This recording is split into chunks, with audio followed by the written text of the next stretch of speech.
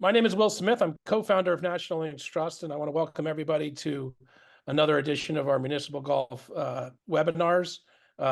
This has got to be what, our eighth or ninth. A big shout out to Andrew Sanyog, who does a lot of the does all of the heavy lifting on getting these things together. So thank you, Andrew, for doing that. We really appreciate it. I know over the course of these, I've learned a lot, and I hope those people who are joining us for the second or third or fifth or sixth time also feel like they've learned a lot. So thank you all for joining, and I'm excited for our discussion today. A little bit different than some of the stuff we've done before, with a little bit more focus on architecture, but also on the environment.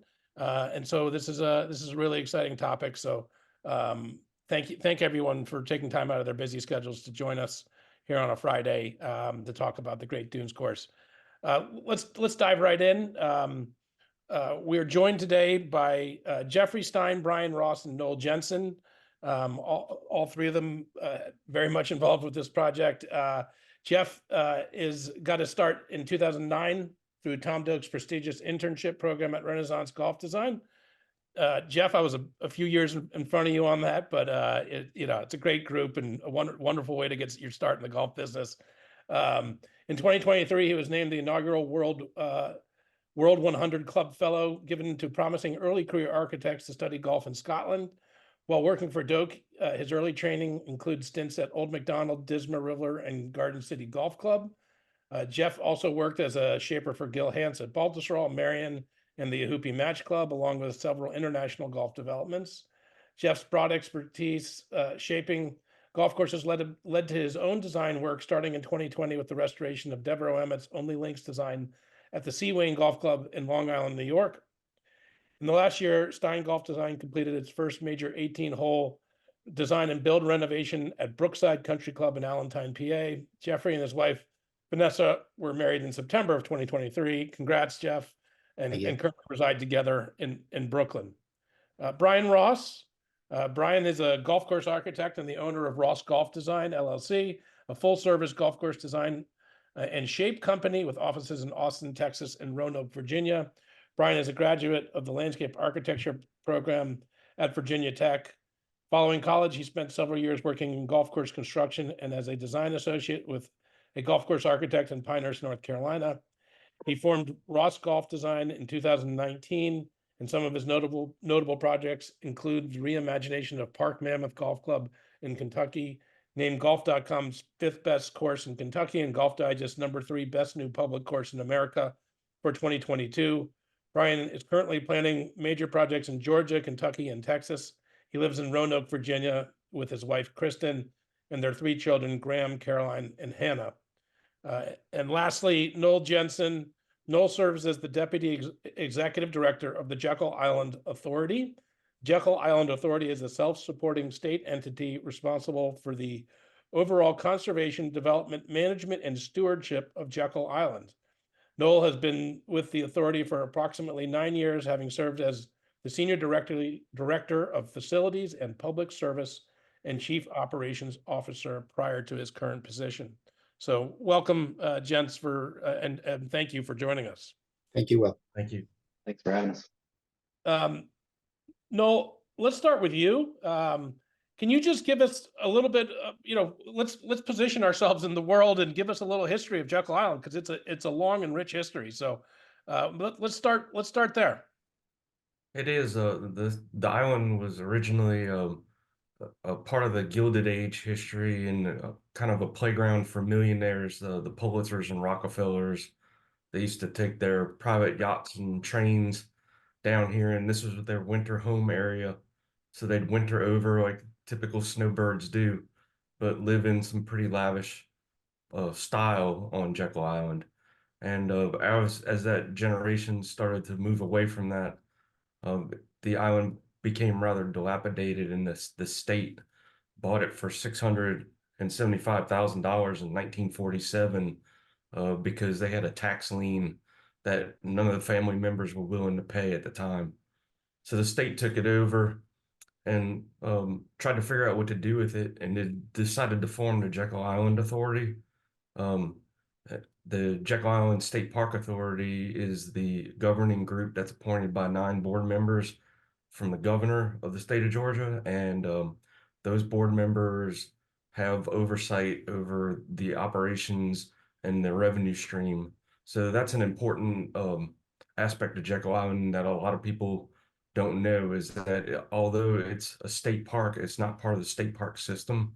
So we're an entrepreneurial operation. If we don't make revenue, we can't spend it. The state's not going to come bail us out. If we have a shortfall, we have to earn the money. So we have to be fiscally conscious of what we're doing, just like a regular business. And that's kind of how we operate.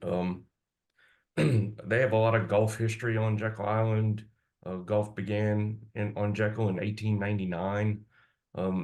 In the early 20s, the Walter Travis design course opened, and it became a USGA testing center. So there's a lot of history and club history and ball history that can be found right here on Jekyll Island. And we're happy to still have 9 holes of that Walter Travis course available to us. And that's why we had an RFP process, and we were lucky enough to hire Brian Ross and Jeffrey Stein to help us bring that back to life and re-envision it and restore it back to its historical nature. So for someone who hasn't visited Jekyll Island, tell us a little bit about the environment, the sort of the ecological considerations, and what the state of the island is now. Well, it's a lot different than other islands you would seemingly compare it to, unless you've been here. A lot of people think of, Hilton Head, also a Gulf Mecca, Amelia Island, St. Simon, Sea Island, a lot of the coastal islands, Kiowa. But Jekyll Island is a lot different from those islands because we have a mandated acreage cap that we can develop to. So we have about 6,500 acres on the island, and we can only develop about 1,300 of them to 1,600 of them. So it'll never be a concrete jungle.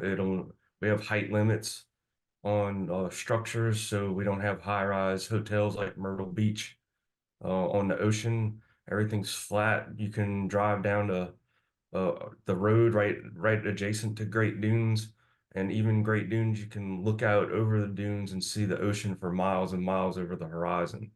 So that's a byproduct of the limitations on development on the island. And there's a worldwide renowned beach called Driftwood Beach that has old driftwood trees that just washed up over time that have been in several movies. The Walking Dead and the remake of The Color Purple that just came out were filmed here. So there's a lot of natural areas, and we have a robust conservation department that makes sure that things that are supposed to be conserved stay conserved, along with a large history department and one of the only operating sea turtle hospitals on the East Coast. So we have an active sea turtle center on the island and hosted more than 260 loggerhead and green turtle nests this last nesting season last year. So there's a lot of nature that you could see, 23 miles of bike trails to bike around. And one of the best things, as far as I'm a relatively decent golfer, nowhere near awesome, but you can golf on Jekyll Island and not see a house, which is unusual for a municipal course. Typical muni courses are in neighborhoods where the housing structures are just part of the landscape, but that's not the case on Jekyll. You could watch deer walk by and birds fly and rookeries while you're playing golf. So it's a municipal golf experience unlike I've never seen before. No, you mentioned that golf's been played there since 1899. The Travis course was built in the 20s, and it has there's a long history of golf on Jekyll Island. How does golf play a role in the economic support of the island? You mentioned that you guys need to be fiscally not even responsible, but you need to be profitable. You pay for it yourselves, basically. So how does golf play a role in that? Well, unfortunately, the golf play on Jekyll Island um, has suffered a little bit until COVID when everybody saw a boost. But the courses on Jekyll Island were getting a little tired. There were some grasses and the irrigation and the weed pressures and the insect pressures we were experiencing are all because of lifespan of some of the materials in the ground and on the ground had reached their max life expectancies. So right now we're underway with a renovation on Pine Lakes Golf Course. And we're hoping that after the Great Dunes Golf Course is remodeled, we would see an increase in play, which would increase revenue and make it a profitable endeavor. A lot of people look at our financials and say, well, golf makes money, but then you throw in the other half of the equation with golf course maintenance, and it's sometimes it's a zero-sum operation, and that needs to change. So we would enjoy to be able to see to where the golf on Jekyll Island is contributing monetary revenue to the entrepreneur operation.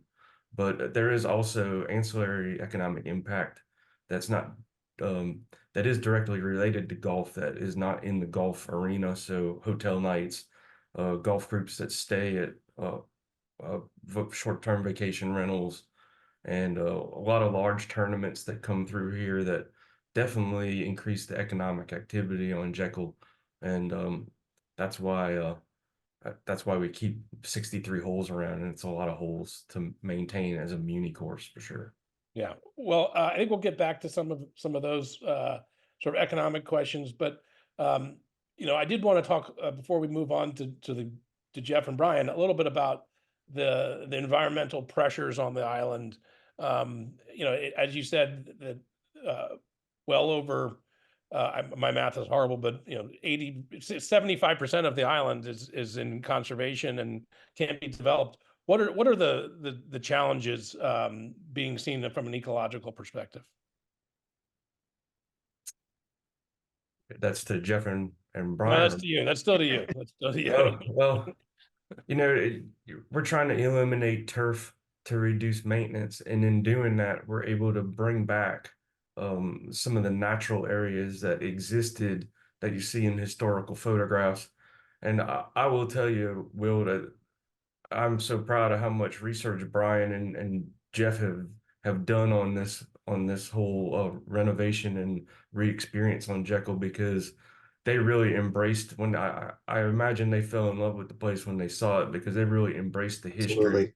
and the nature and the environment in which it sets. I kind of well up a tear in my eye when to think we lost 9 holes of Great Dunes back in the late 50s when the state decided to put a road through.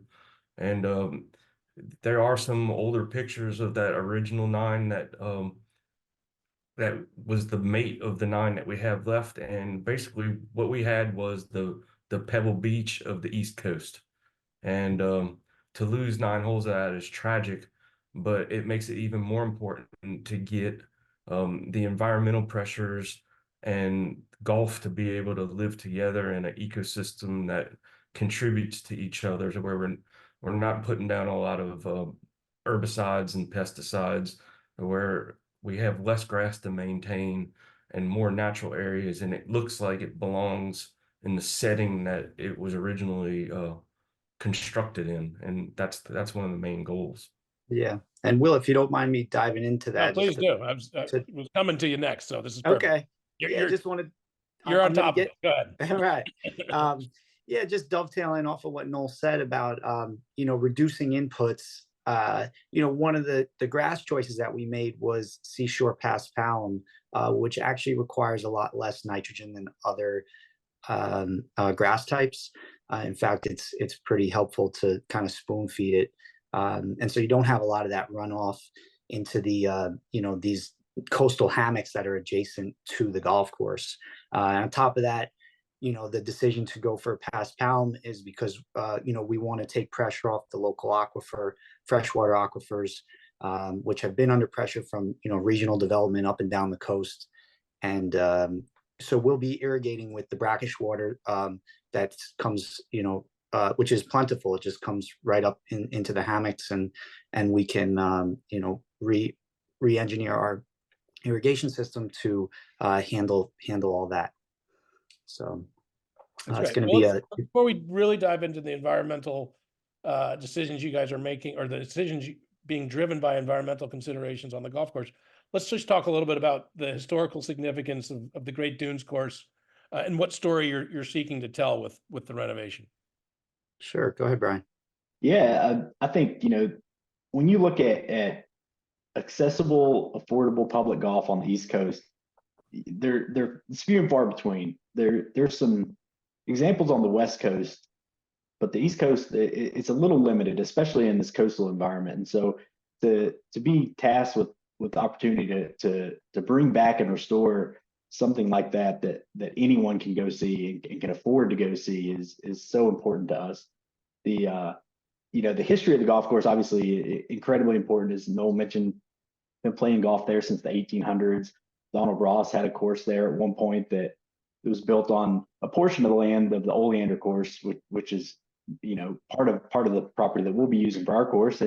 And then when they brought in Walter Travis, obviously, as far as Travis, with the connection with the National Links Trust, between the two of us, we have two of only 3 public Walter Travis courses in the country. And so very few people have had the opportunity to experience Walter Travis. They don't know who he is for the most part. And even beyond his golf architecture, he was an incredible story in golf.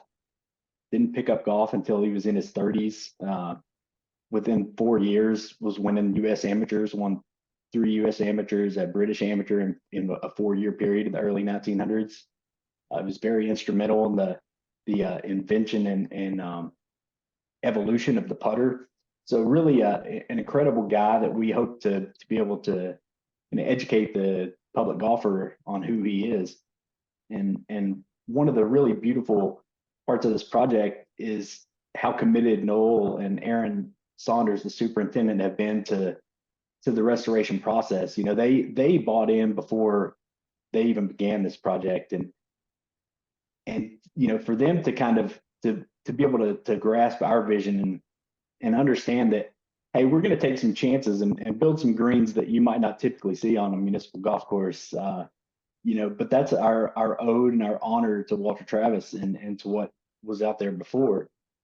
Unlike the National Links Trust, we don't have any plans. We don't have, the very detailed greens plans that you guys have for East Potomac Park. But we do have a lot of ground level photography. We've got some early aerials. So we've been obviously studying and diving into the archives there on the island, trying to figure out what was there and what we can bring back. Then on the new 9 holes, we're gonna be able to kind of give our interpretation of who Walter Travis was, and I think we'll do that on the greens complexes and try to build a really cohesive set of 18 greens that will rival anything that you'd see on some of his higher end private clubs in the Northeast. Well, I know we've got some images of historic stuff and also some of what your plan going forward is. So let's just walk through what is the plan. That's a great slide there to help us get oriented. For sure. Yes. Well, Brian, keep going. No, it's okay. All right. Well, so what we're looking at is Brian and ours plan for taking the original Travis 9, the historic 9, and combining it with the adjacent 9 of the Oleander course designed by Dick Wilson in the 60s. The other 9 of the Wilson course will be returned to wetland conservation. So the course that we're going to present is a cohesive 18 really tight green to tee walks. Still has that classic feel, and we're working to improve that throughout the routing. But we'll start at the clubhouse and practice area and driving range, where the Oleander starts, and holes 1 and 2 will occupy those corridors from the Oleander. Holes 1, 2, and 3, and then we'll jump into the Travis routing on their 5th hole, which will be our 4th hole. So the journey is pretty interesting. If I have that right, that's the hole that's on the sort of in the center of this drawing here. That's right. That's north, the south third. to north. That's the third hole par 3. And just an interesting aside, the last visit we made, Noel and I and Brian were standing on the second green. It was just after kind of some stormy weather, and I could hear the ocean standing on the second green, and I got goosebumps listening to that, and just the excitement of that. And the reveal is hits you in the face right away, because you get up to the fourth green and you have the famous May West hole, the punch bowl green, standing on top of a sand dune, staring at the Atlantic Ocean. So that journey coming out of this maritime coastal forest, pines and live oaks, and then you really get into the sandy scrub duneland, and you're out there for a good bunch of holes there on Travis's original 9, where your cursor is right now. And the golf course is married together really nicely, and our job is going to be to make a cohesive feel, particularly around the bunker strategies off the tee and the greens complexes themselves. Brian, if you'd like to add something, I'd love to hear your take on it. Yeah, you did a great job covering that, Jeff. But one of the things, early on in the process, we didn't know exactly how we were going to marry the two courses together. And that was really one of our big challenges. And what Noel said will probably be the most difficult thing you guys have to do is how do you marry these two golf courses?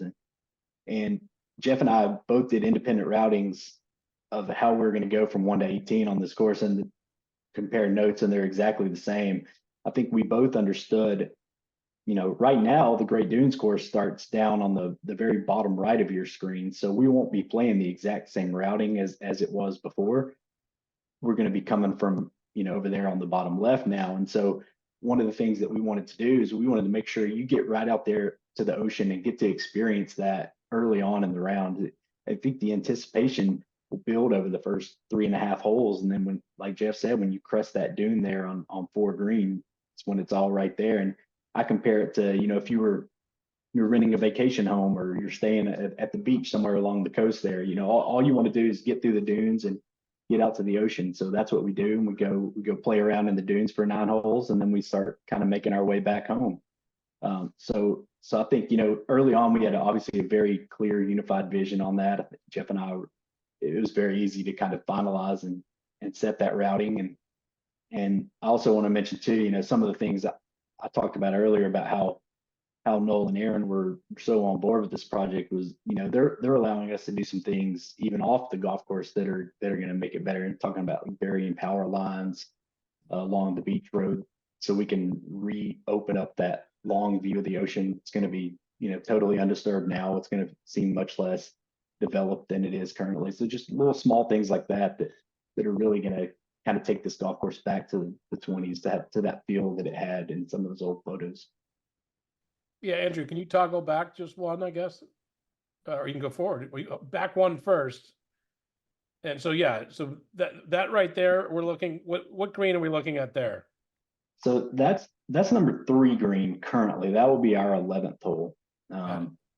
Yep. And so I was just going to add, that's one of the best greens of Travis that are left on this 9. It's completely distinct. It's kind of a tilted 3-level green with a big lion's mouth bunker right in the front. You can't see from this angle.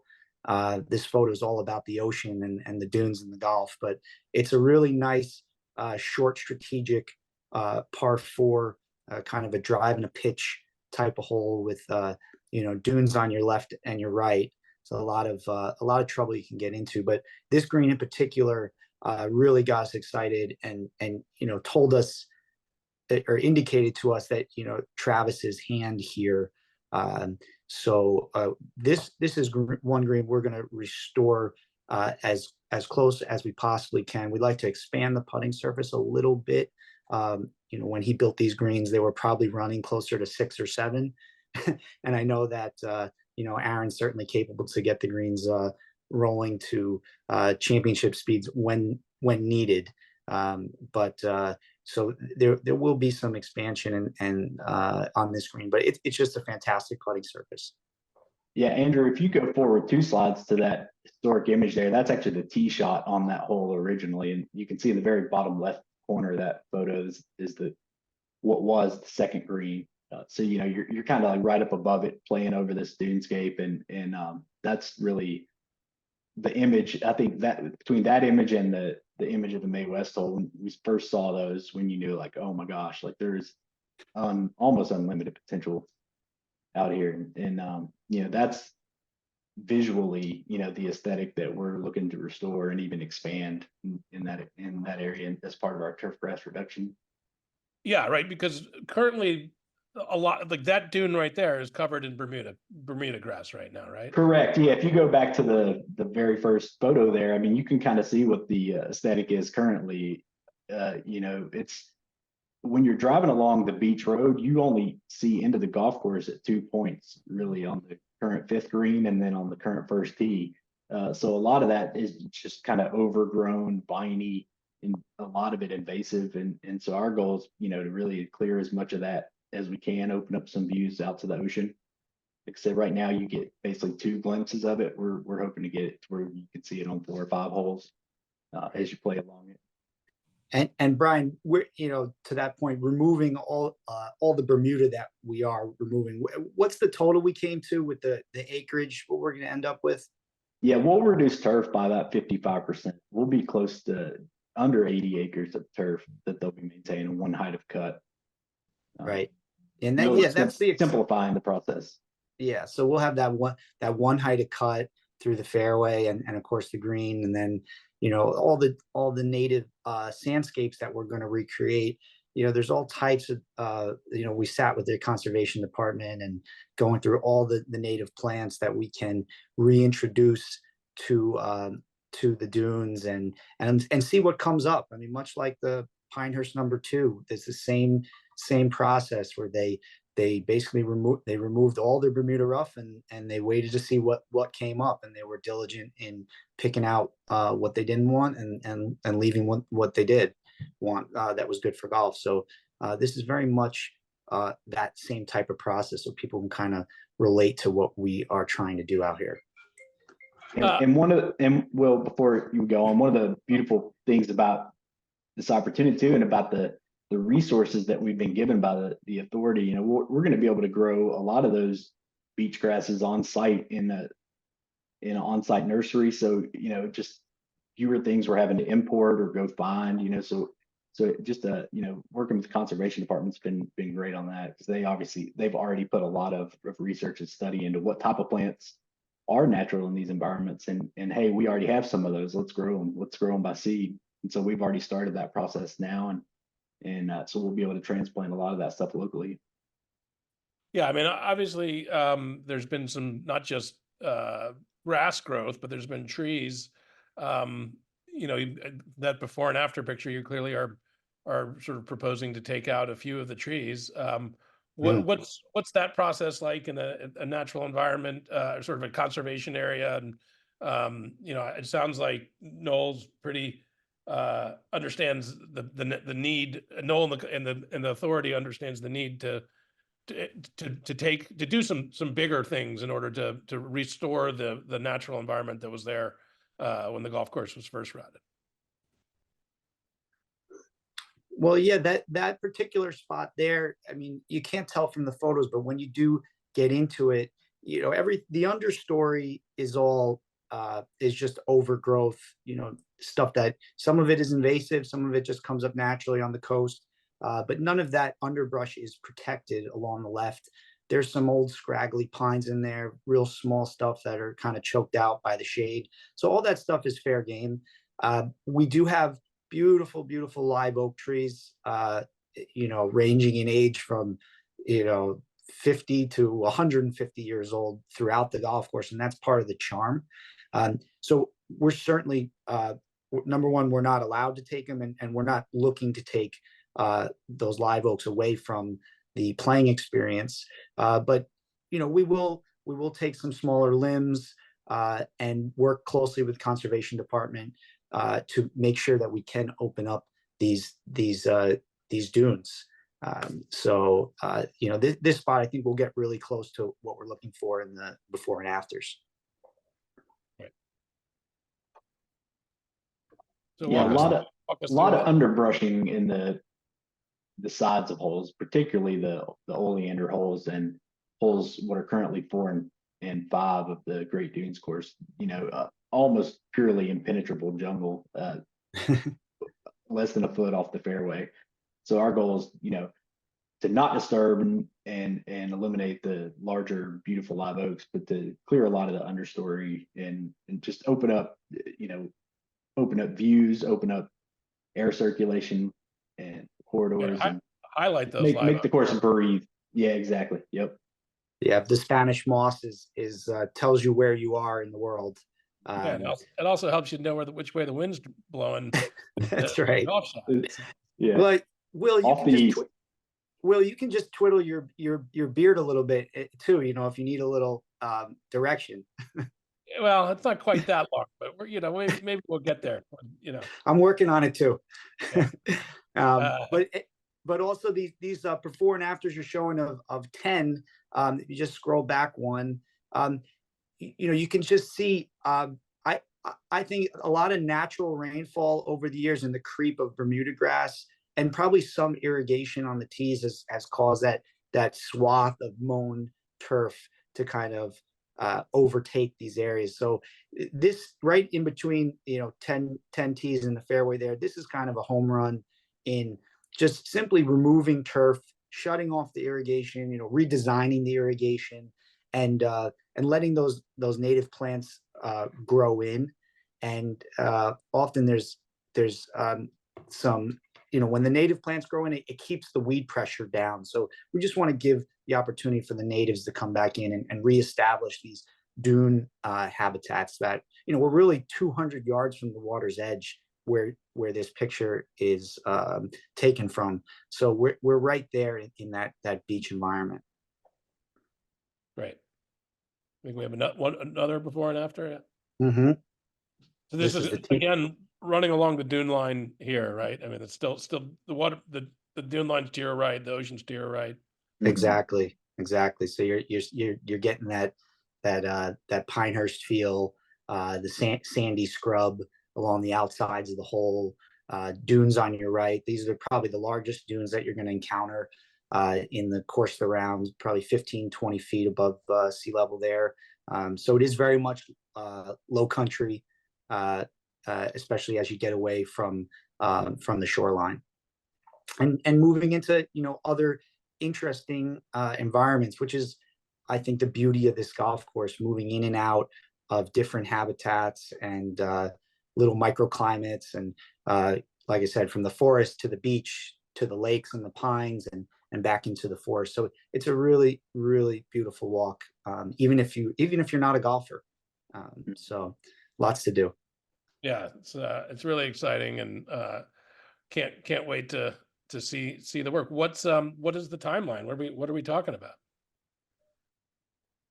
Yeah, we're getting close now. We're really close to finishing up the planning process. Jeff and I have been working on specifications and our construction document set. We're hoping to get this thing bid out within a month from now, and we'll, as Noel mentioned earlier, the Pine Lakes course is currently under renovation. They're hoping to complete that project and reopen that golf course in October, at which point we'll be able to, to close down the 27 holes that we're going to close and take off. So we're shooting for November 4th. It's a Monday start date, and kind of dive right into this thing. Get to spend a winter down at the beach in Georgia, which is better than where we're typically working in Long Island or Pennsylvania or somewhere in the late fall. So we're going to be very happy to be in Georgia this winter, and ideally, in a good scenario, we'll be able to open this course by fall 2025. Yeah, that's really cool. Really, really cool. You mentioned irrigation, and obviously that's one of the big drivers of cost in any golf course project these days. What are you guys thinking for irrigation? And what was your thought process to get to where you're going to end up? Sure. Well, certainly we want to like I said, reestablish salt tolerant grass types. And the design of the system is so that we are only irrigating fairway turf. Like Brian said, about 80 acres worth of fairway turf, the rest being, native sandscape. So that's really what the system was designed around. We don't want to get any water in the in the tree lines or anything like that, and just kind of let Mother Nature do her thing. And because they do get, there's plenty of rainfall down in Georgia, maybe not as much as some other places. Noel, you can correct me on that if I'm wrong, but it's not the wettest place on the coast, but plenty of rainfall. So we don't want to add to that with our irrigation system design. So yeah, just leaving plenty of space for the native landscape to pop out. Right. I mean, a little bit more complicated than a single row system, but something that's relatively, you're not going. It sounds like you're trying to put as little out there as possible. Yeah, you can see in the bottom right hand part of our plan, you've got the the eighth and ninth fairways there. It's a big wide swath of turf, but it's shared by those two fairways. So I think across at one time, at some point, it's 4 heads across. But there's also some dunes that separate the 8th fairway from the 9th tees for safety measures. Yeah, that line along your cursor. So these irrigation designers that we're working with, Ian Williams, these guys are so good. Everything's tailored and custom, so those dunes become a highlight of the hole, not overgrown with irrigated turf. So in other sections of the golf course where we just have kind of corridors between the pines on, say, our first and second and our 18th holes, that's probably only as wide as 2 heads, throwing back towards the middle and out towards the edges. So that's kind of what we're looking at. No, I'm going to bring you back in here. Let's talk economics. I don't know if the cost of the project is public record, but what's the plan for funding this, and what are some of the economic impacts that are expected on the back end from doing this project? Well, we're hoping to receive some capital funding from the state, not operational funding, but some capital funding for infrastructure. Discussing irrigation, the original 9 holes of the Great Dunes that's left is on a hydraulic system. It should be in a museum somewhere, but my guys are still out there piecing that thing together on a daily basis to keep water on the grass. And we have taken steps to eliminate a lot of the 360-degree heads and rotate out to 180 degrees or less to try to conserve water. But the conservation signal for water is important to us. But to answer your question directly, we have a package that's going before the authority board for a $20 million bond issue that the authority will have to pay back out of revenues over the next 20 years. And that is going to be $20 million for the reconstruction of Pine Lakes, which is ongoing right now, and the revisioning of Great Dunes and restoration of the 9 holes of Great Dunes. And then hopefully we have a little bit of money left over to try to do a few other things that are needed on the golf course. But with construction costs these days, and I'm a recovering general contractor, so I understand how these construction costs are right now. We used to buy a cubic yard of concrete for $85. Now it's $285, and we just made our pipe order for Pine Lakes Golf Course, and it was $1 million worth of pipes. So none of this is cheap. So the bonding will assist us in helping. It's the only way we were able to get this whole thing off the ground. So because the state wasn't going to give us $20 million for golf, that's probably not fiscally sound spending in this kind of environment. So we're going to take the risk. We're going to go into debt service. We haven't done it before, and it's that important to us. Jekyll Island's undergone almost $390 million worth of revitalization efforts, public-private partnerships, building new hotels, tearing down the old hotels, building new ones on the exact same footprint. So it's logical that when you start to get to the end of that line where there's not enough vertical rehabilitation to do on Jekyll, we start looking at the horizontal. So we're looking at our water wastewater system, and golf was just a natural fit because, as I said earlier, the life cycle of all the grasses on Jekyll Island have just timed out quite a long time ago. We used to have the USGA come do the green section come do a study for us every year. And I started here in 2015. They came out 2015, 2016. And Pat, I can't remember what his last name was, but he's now retired from USGA. He came out and he sent me the same report 2 years in a row and just changed dates. And I called him up and I was like, Pat, why did nothing change? He said, because your grass is beyond its life expectancy.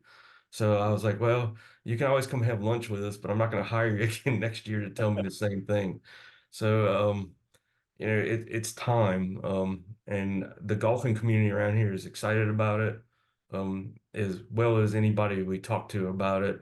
Um, the the hotels here are excited, the CVB is excited, the community is excited because a lot of people drive from off island to come here to play golf.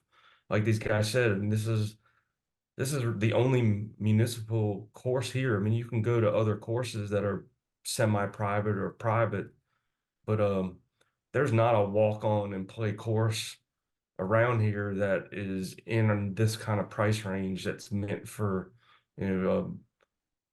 someone of average means to come play, and that's why we host a lot of first tee events here for children, and we've had kids clinics, and we have a program called Road Scholars that brings retired individuals here and teaches them the game of golf, and it's affordable, and that's one of the things that we hope to retain, or we will retain. It's not a hope, we will retain affordability. So on the flip side of that, we're going to have to pay the debt service, and we know there's a note to pay. So we're going to use some of our our bed tax funds that we get from the hotel to help supplement the revenue from golf to be able to pay our yearly note.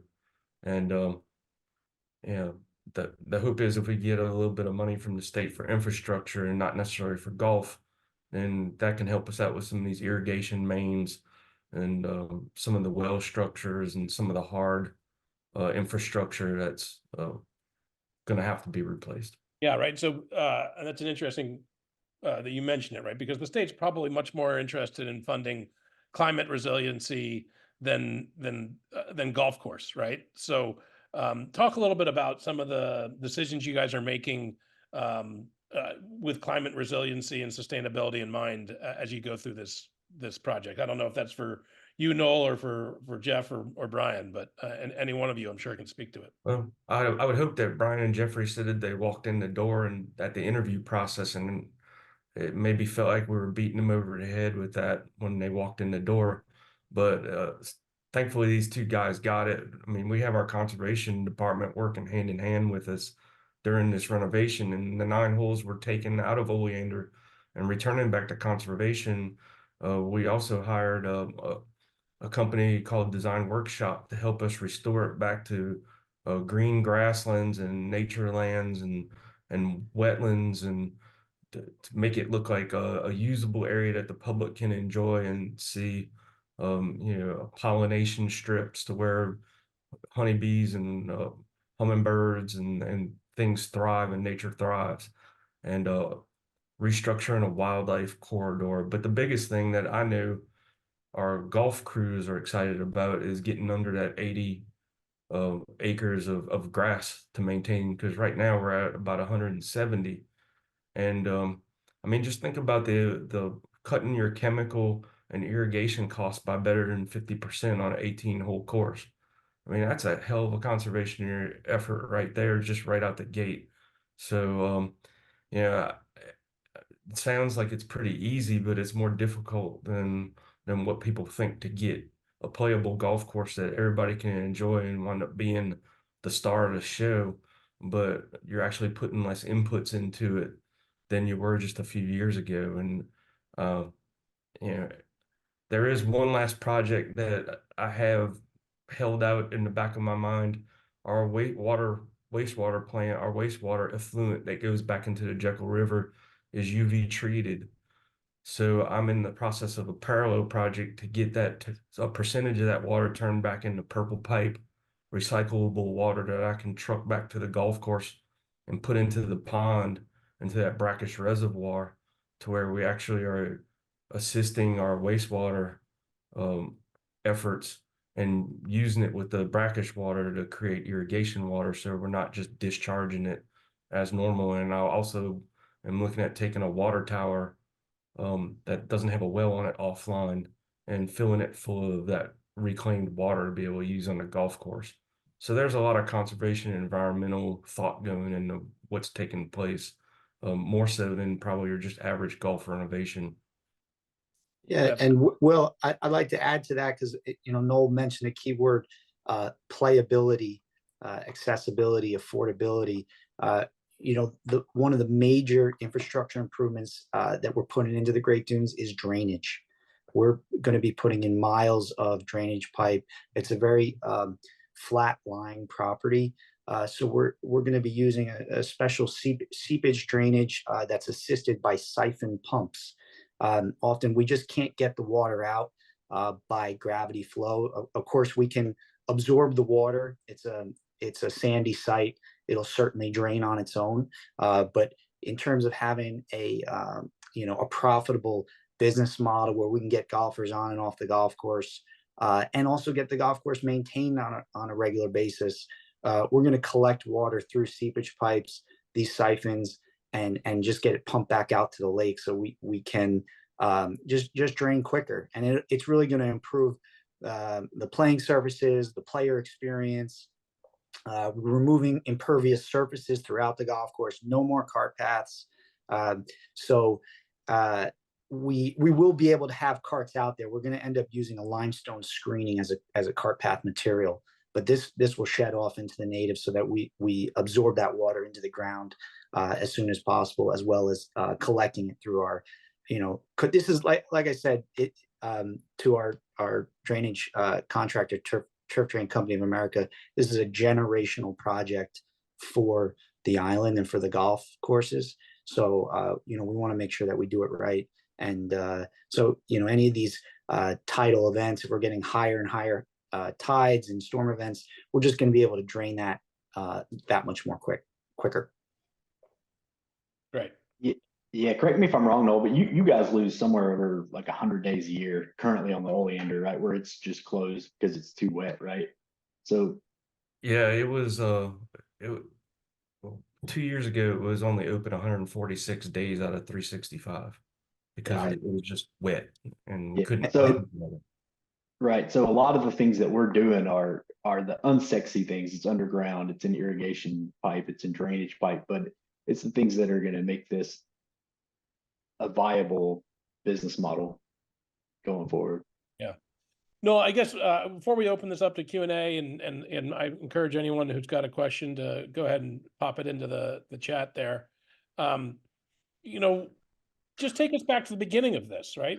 When the authority was contemplating doing something, what was the main thrust, right? I mean, because sustainability is a big word, and we've just recently talked about the climate resilience, and we've talked about economic sustainability. I mean, was that basically the main impetus behind this? Was, hey, we have to get these golf courses better, open more often, and at the same time we can make it more climate resilient and restore some land to conservation. And I mean, it seems like, looking back on it now that you're so far down the road, that it makes a ton of sense, but it probably didn't make that much sense at the time, right? It was a risk. We started the process in 2017 with the National Golf Foundation, and Richard Singer spent a lot of time with us. And through his eyes, we were able to see that all those things you just mentioned had come together, and nobody ever, did like the murder scene with the yarn and put all the suspects together and tried to figure out what the culprit is. But the culprit wound up being the collective of everything you just mentioned, Will.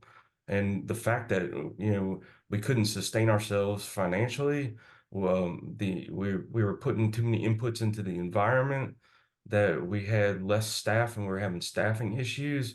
We were getting ready to get into a window that we didn't expect of more play.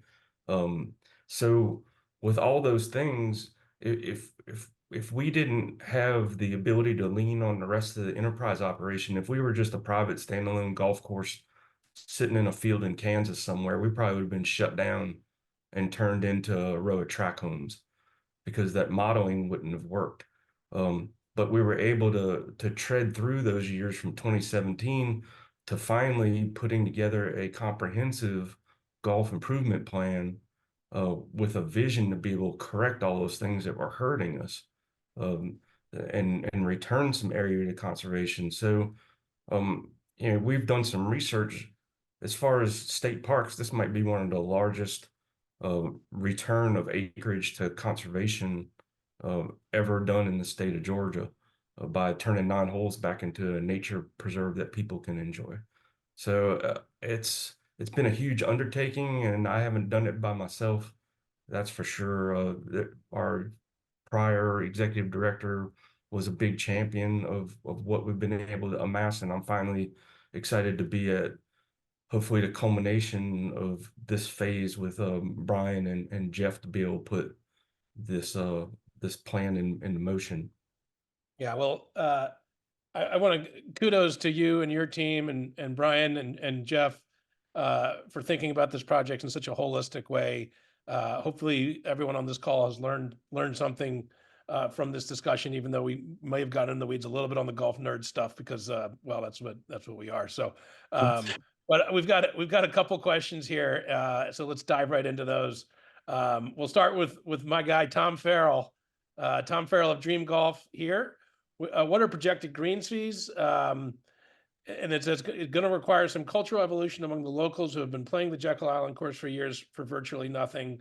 He says, I'm thrilled about this project. By the way, he grew up in Waycross, his family on SSI, and has played the Great Dunes probably 300 times. Congrats and thanks. Count him in as a supporter and volunteer. So, maybe you guys don't have an answer to the question there, which what are the projected greens fees? But you guys have said you still intend to make this affordable and accessible. So, well, realistically, you would know that somehow you got to pay for this. So we still have three. We'll still have 3 courses. So there's an ability for us to tier the golf courses to where you have a lower price course and a higher price course, and then one in the middle, so everybody can afford to play golf on Jekyll no matter what your stature is. So yes, it'll still be affordable. Will one course be a little bit more expensive than the other? But probably so, because it'll be an elevated experience. But right now, before Pine Lakes was shut down, you could get on Pine Lakes for $79. And you go to the surrounding courses and you're into the 1 teens to 130s to even higher than that. So we are definitely not going to be the most expensive. We will have a course that'll be the least expensive course in the area, I guarantee that. But I know there will be some manipulation of greens fees according to the experience that you're going to be able to have. So there's a question about Indian Mound, which I guess would be the third course, the one that would be the most affordable. Is that correct? Yes, I mean, we're not going to do anything to Indian Mound right now. Part of our phasing plan is the last phase is a 2-year data collection phase, where after Great Dunes reopens, we're going to sit back and just collect golfing data and analyze that over the following 2 years and then figure out what to do with Indian Mound. I mean, right now we're averaging in the upper 60,000 rounds per year. And if you look at 63 holes, those numbers don't make sense. So does that number rebound? to where we need to keep Indian Mountain as 18. There's projections that are in the public domain from the golf master plan phase that we went through that have the possibility of Indian Mountain staying 18 holes, going to 9 holes, or becoming 9 holes in an executive par 3 course that somebody can go play in an hour and a half.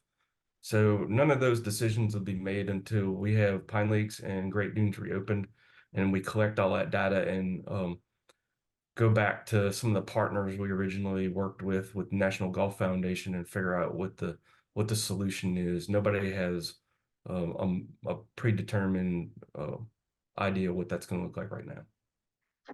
I've got a question from David Hill.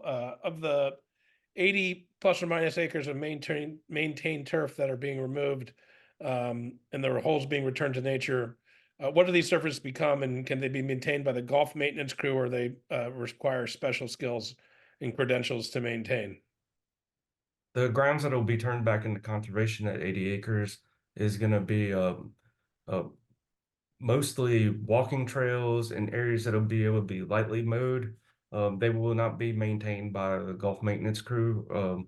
We have a public works department, and they'll maintain what needs to be maintained, but the vast majority of it is being designed to be maintained by control burns, fire, and the plant material itself. So, if you plant certain vegetation that only gets 1.5 feet high, and you keep your margins, well, then you really wouldn't have to do much with it except every few years, maybe do a controlled burn and get it back down and then let it regrow. So it's very little input as possible.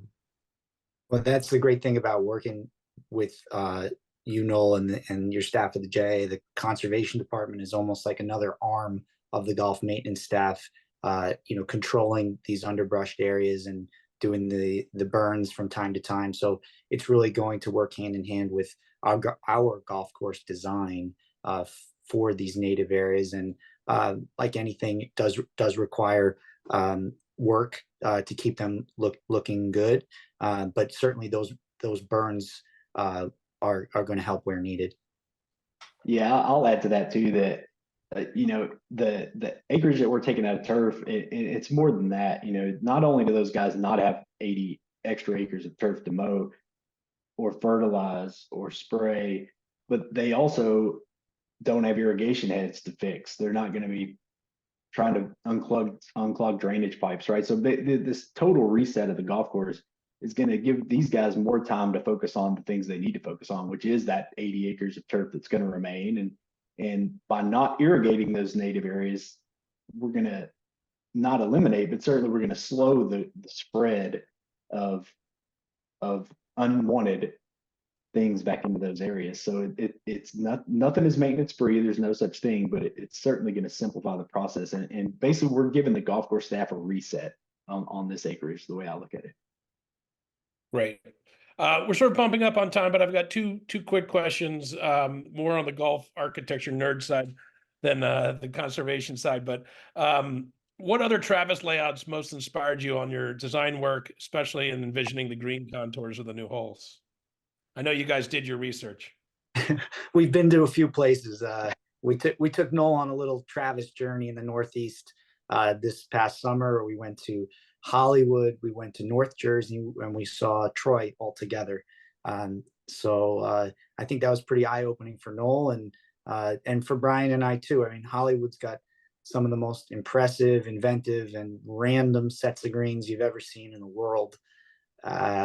Troy in particular has a lot of Travis templates, and people don't know Travis had kind of a template designed for his greens. He had, I'd say, 3 or 4 different styles that he kind of mingled and mixed, and he had these diagonal swales through his greens that had some abrupt channels, and he would change the angles of them depending on where the flow was in the round. He liked to utilize punch bowl greens or sections in greens that were punch bowl like. Garden City Golf Club, the 12th hole there, the par 3 is well known for being extreme and funky And I think we might have a little surprise for Noel when we get out there. We might be inspired a little bit by the 12th hole at Garden City Golf Club. So there's a lot to work with, not to mention Cape Arundel, which is if you want to get weird, go see Travis's, where another golf course anyone can go play just by making a tee time. So Brian, if you want to add to that. Yeah, I mean, Jeff touched on most of them. And we have other trips, hopefully we're going to be able to make this spring and summer. We're going to try to get to the Buffalo area where Travis has some work, and also 2 clubs up in Ontario that we'd like to see as well, just to kind of maybe finalize our ideas. And what we've really been looking for, like Jeff sort of mentioned, is what are those trends? You know, we're not looking to replicate individual greens by any means, but we do have 9 greens that we're going to be building out there that are going to need to pay homage to Travis and are going to need to tie into the examples that we have on the existing 9. And so we are looking for the things that we see multiple times, and how did he do these sorts of things. So, you know, what Noel told us early on, one of our toughest goals is going to be to make this thing feel like an 18-hole Travis course. And, you know, I think it's going to be challenging, but we're up for it. Great. Last question from Shane P. He says he's an 18-year-old and will be majoring in landscape architecture in college. He intends to go into golf course design. I was wondering, what advice would you give about the profession to be as successful as possible? This sounds like someone fishing for an internship. That's all I'm saying. It sounds like it. Shane called me. No, Shane, when I was a teenager, I reached out to golf course architects all the time. There's a couple of guys I knew I wanted to go to Virginia Tech. That's where my family went, and reached out to a couple of guys who had gone through that process, did the landscape architecture route. I still think it's a great option. I think you learn a lot about the design industry that way. You learn how to design, how to be an architect, have an architect's eye. But really, the most important thing that you'll do during your college years is what you do during the summers. I think you got to get out there and you got to experience everything there is in golf. You need to work a summer in maintenance.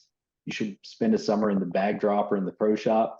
Just spend a summer doing construction. And then, you know, if you're so lucky enough to reach out to Jeff and I, you know, maybe next summer we can talk about Jekyll. But we're certainly always looking for interns and to help grow this industry. I had 2 interns at Park Mammoth that were one was a landscape architecture guy, one wasn't. And you know, I think if you asked either one of those guys, they'd tell you it was a really a good experience for them. Neither of them are in golf at the moment, but they're still, you know, engaged in this industry. And I think they learned a lot about how golf courses are built that summer. So make sure that you spend your time wisely in school. And if you go to a place that's not focused on golf architecture, build your curriculum, build your own curriculum so that you learn, take turfgrass classes and soils classes and plant classes.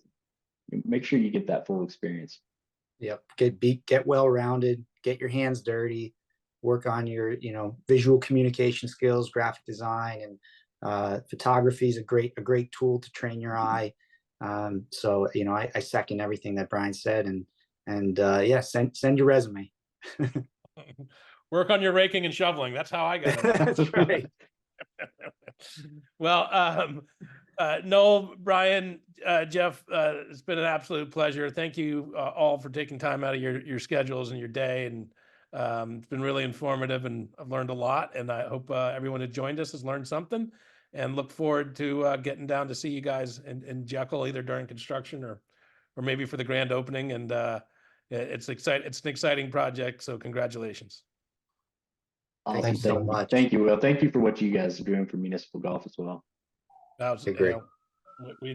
It's a great community of people who care about the game, who care about affordable and accessible golf, and what it can do in communities. And it's always great to talk to fellow kindred spirits on these things. So thank you. Have a great day. Thank you, guys. Thanks, Appreciate guys. it.